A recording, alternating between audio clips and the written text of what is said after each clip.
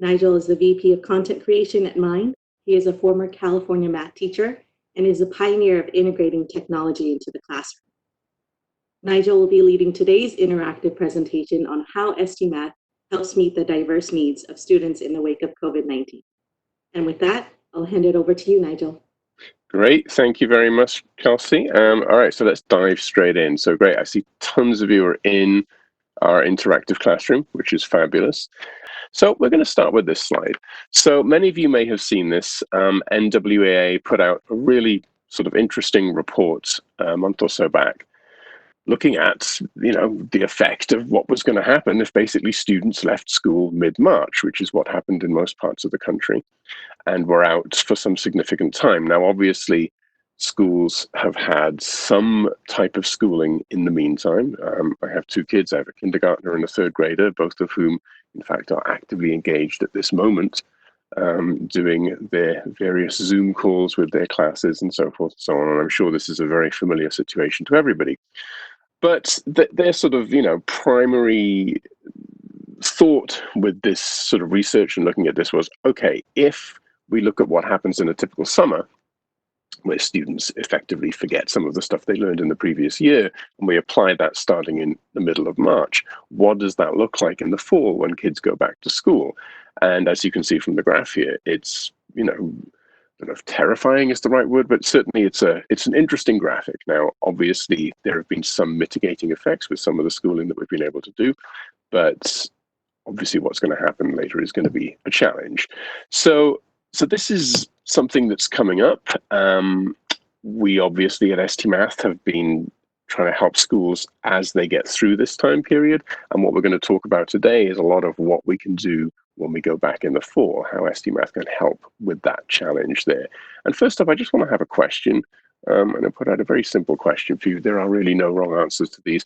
I'm just curious, what challenges will you face in the new school year? Students with significant learning loss, students with social emotional challenges, students with huge differentiation needs, and we've got all of the above. We actually had the pleasure of being able to interview for our Mind Research STMath blog one of the authors of that report, and I'm going to push out a very short little video clip of her talking about one of the things that they were anticipating this fall with this research. So what we expect is probably an average kids to be behind, but more importantly, a lot more variance, a lot more spread in students' test scores, which is just going to be really challenging for school districts and teachers to deal with.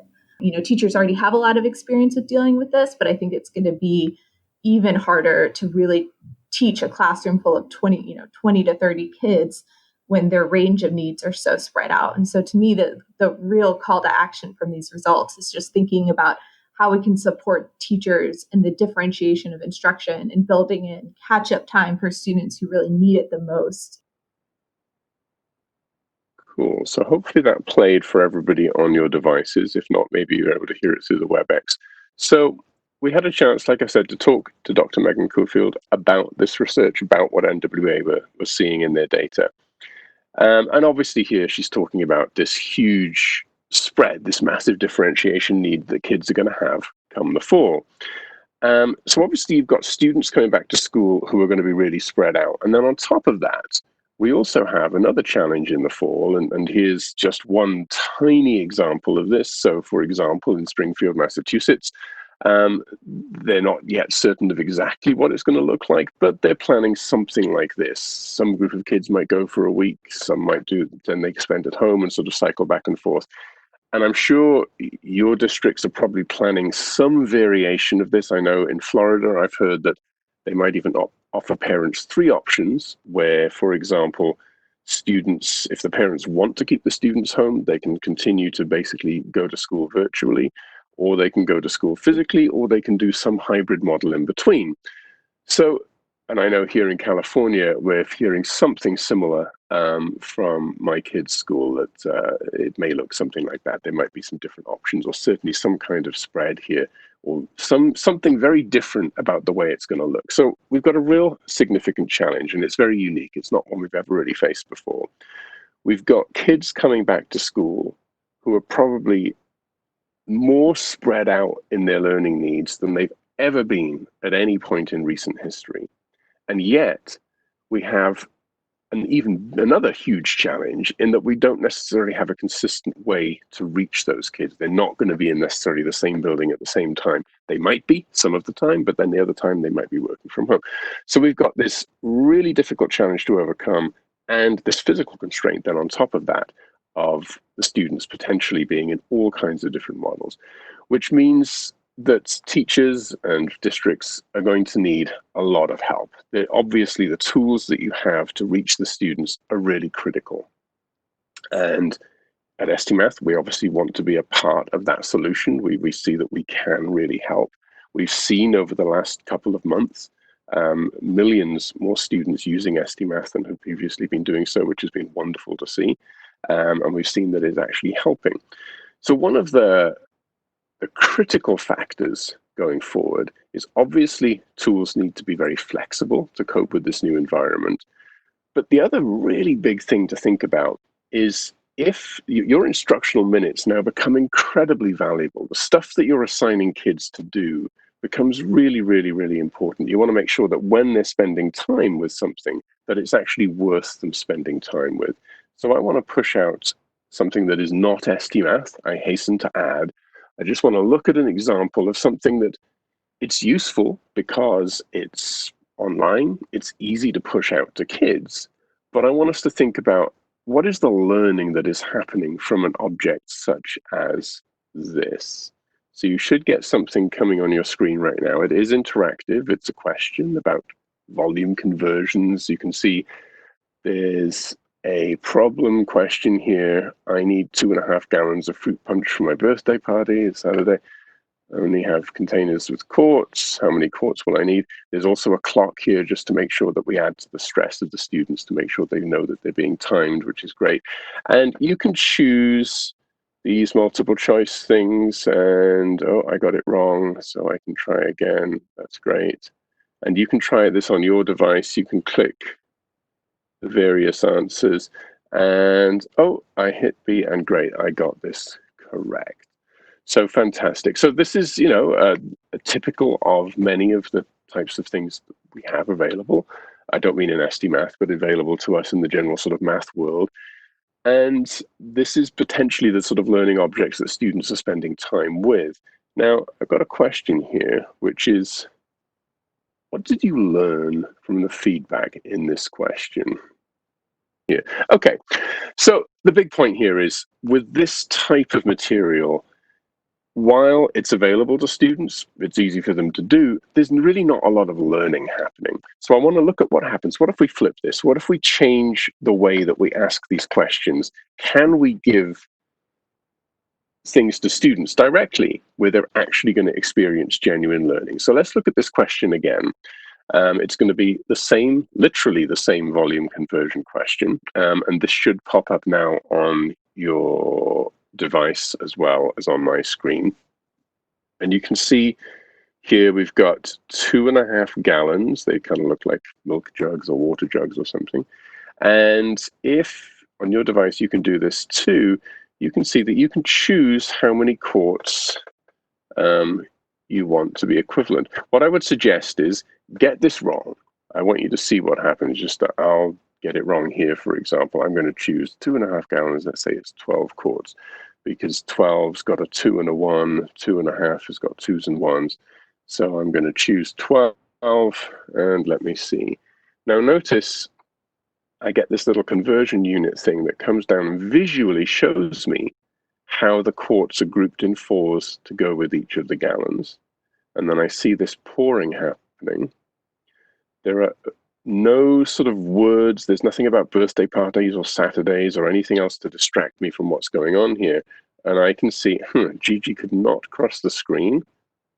So I'm able to adjust my thinking here and go, okay, I get it. I see 2.5 gallons is actually 10 quarts. So this is actually from STMath. This is literally an STMath game.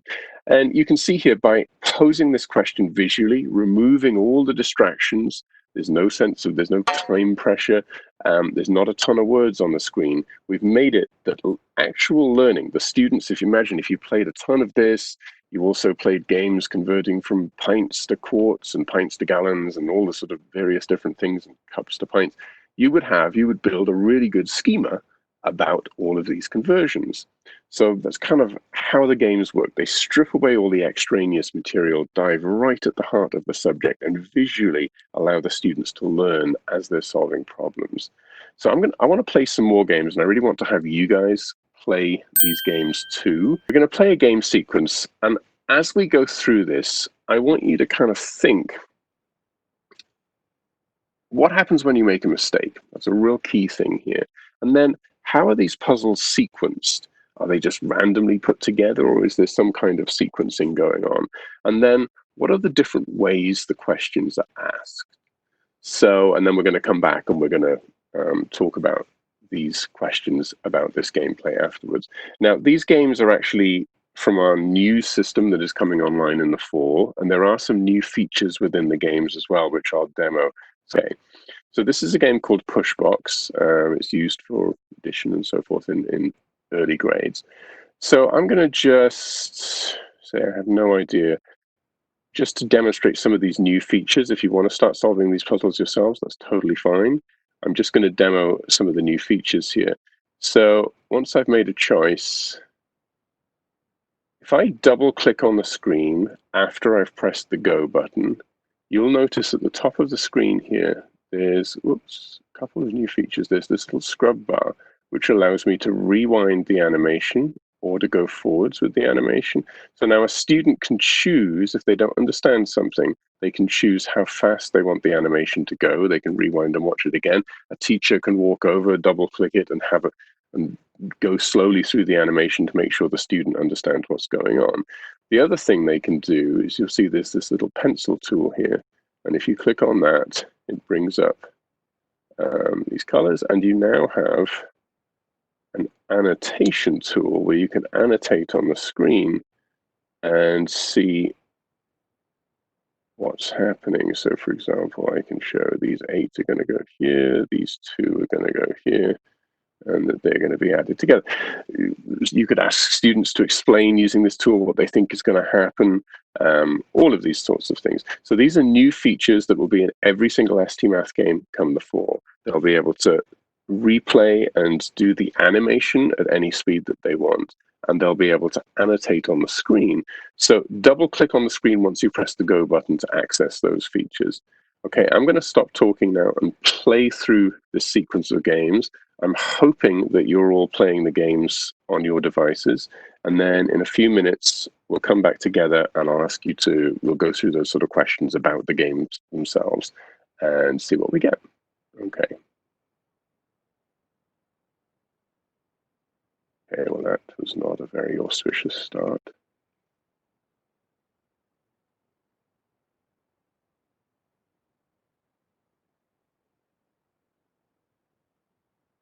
So again, we're thinking about what happens when you make a mistake.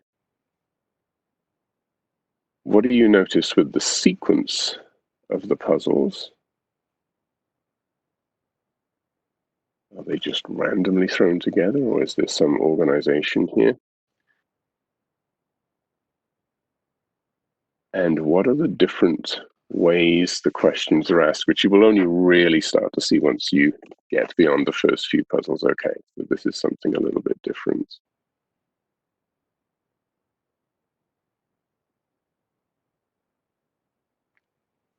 I think I probably also should have put something like, what are the different types of math that students will be doing to solve these problems?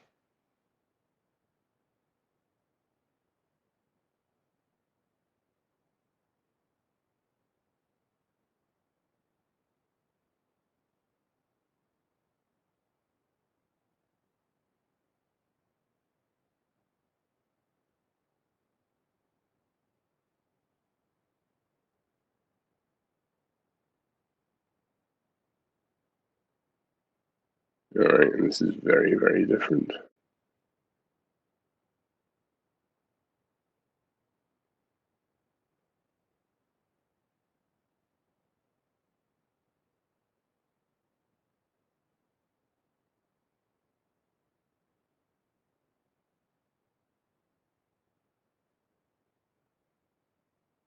So hopefully everyone was able to play those games on your device. Something else that's a new feature of these games is if you click on this little infinity button here, and a student can do this too, but you can actually see all of the puzzles and jump directly to anyone that you particularly want to.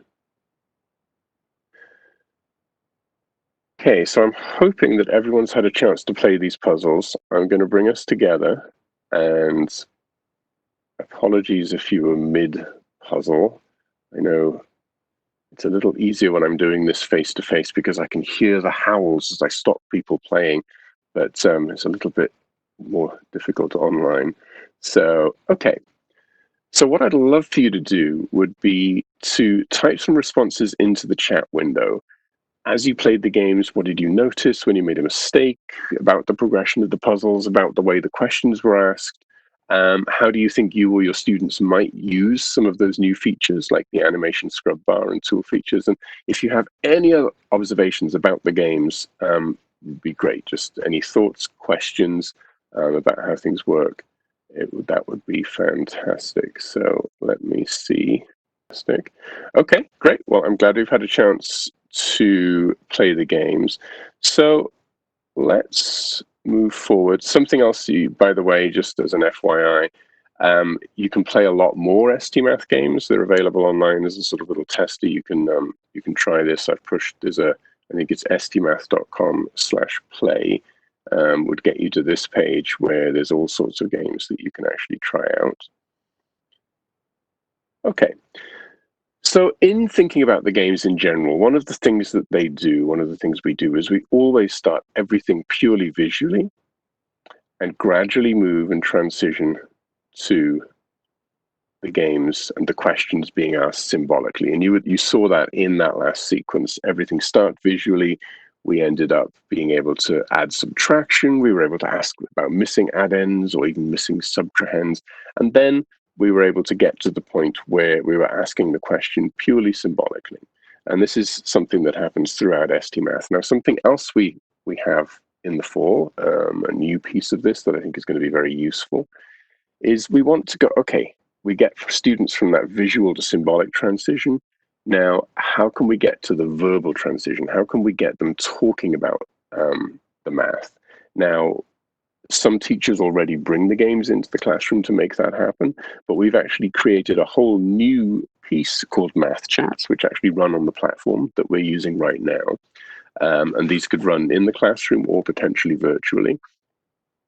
And these allow a teacher to bring up basically a mini lesson with games built into the lesson. So all the students will play the same set of puzzles that will be driving at some particular idea. Then there will be questions. The teacher has questions on the screen where he or she can see exactly what would be good things to ask about. And as you can see in this little video here, the students are engaged in, refresh. The students are engaged in answering those questions, talking about it, working collaboratively to solve problems. So this is a new piece about going from the visual to symbolic and now getting all the way to getting the kids to be verbal about the mathematics, which obviously is critically important. And this is something that, yes, it could happen in a face-to-face classroom, but it could also be something you could use if students are remote. Which I know I've seen some teachers do recently as well, which has been really cool. So all of which kind of brings us to the point that we have a mission, we have a vision of what we're trying to do here, is we as a nonprofit organization want to mathematically equip all students to solve the world's most challenging problems. And obviously in these times, reaching all students is a really challenging thing to do. So hence we're trying to build these tools that are going to enable you to get to the students and work with the students where they are more effectively. And I just want to look at a little bit of data, or obviously we are the Mind Research Institute. Research literally is our middle name. And one key piece of data, looking at that, when we talk about all students, I think it's really interesting to look at this. This is some research from Texas in the not too distant past. And one of the really fascinating things here is when we look at, for example, how STMath had an impact on special education students, it really worked for those students who were struggling with mathematics, and you can see the difference between the orange and the gray bar here is very pronounced. English learners, obviously, by removing that language barrier, working visually and then moving symbolically, had a huge impact. Economically disadvantaged, same type of thing. But even with gifted students, STMath also had an impact there. So one of the things that we see consistently is that we're able to impact all the students. So that means in this time where you're really struggling to make sure that all of your students have access to sort of high quality materials where the learning is going to be paramount, this is something that we've seen for years actually happen. This isn't a new phenomenon. This is something that we've seen with STMath for a long time, that we're able to help learning to happen for all students. One other very interesting little piece of research about mathematical self-esteem. And very, very interesting research piece came out last year showing that actually students learning with STMath and basically learning through this game-based approach where they're learning by doing, building their self-efficacy and building their sort of persistence in playing games, that actually contributed to a higher mathematical self-belief and was especially strong with students who had lower mathematical achievement scores. So again, at this moment in time, this type of stuff is a big deal. It means that kids are going to be struggling to stay motivated for mathematics, stuff like that. So we really think STMath can have a big role in helping students where they are at this point in time. Okay. So the other critical piece for the fall, obviously you need tools, instructional tools that are really valuable for the student's time. The other piece is that any instructional tools that you use in the fall are going to have to be highly flexible. And we have a whole new sort of generation of STMath hitting this fall. And we've spent a lot of time figuring out not just redesigning the games and so forth, but also redesigning the back end, the data side of it, to put actionable data in the hands of teachers. Here, I just pushed out to you a blog piece from one of our researchers, a UX researcher, Alicia. And she talks here about as she was redesigning the sort of the teacher side, the reporting, the data tool, she and her team spent 900 UX hours in the field with students, with educators, figuring out how to make this data useful, actionable, and at teachers' fingertips. So the idea is that teachers can just log in, choose whatever class they want, very quickly view and just glance at the data to sort of see where students are, and then with a sort of very simple little dive, just sort right in to see which students, as she says here, need to be checked on and which students need to be cheered on. So you can very quickly and effectively look at a class and see how the students are spread, who needs help, and so forth and so on. So we spent a lot of time redesigning that whole side of it to really work to make the data actionable, because obviously you are going to be overwhelmed with a ton of data from a ton of different sources at this point. So it really needs to come to you in a format that's very usable. And obviously this data rolls up to the school level for a principal to look at, and then at the district level for districts to look at. And again, we're making this data actionable and usable. This graphic, I don't think really sums anything up much, but it's just a new look for the reports. But we've spent a lot of time in figuring out how to make this data highly actionable. So in terms of the actions that are able to be taken, one of the, I think, very powerful things that teachers are now able to do and will be able to do in the fall is, depending upon the needs of the students, teachers can now assign any STMath objective from anywhere in the curriculum to any student or any group of students. So students have their STMath journey that they play that will remain unaffected. So if they're in third grade, for example, they'll have, okay, here's my third grade STMath journey. But if the teachers can see that, okay, this student needs this additional objective, or they need this supporting material, or they're going really fast to bring in some material from a later grade, they can assign any STMath objective to any student or group of students and then work with those students in a small group. So this level of flexibility is not something we've had before. And I think it's sort of nicely timed in the sense that this is the type of flexibility you're going to need as you see come back and students are not only potentially spread out geographically as you're trying to reach them, but spread out mathematically across quite a wide area as you're trying to help them figure out the learning process as they do this.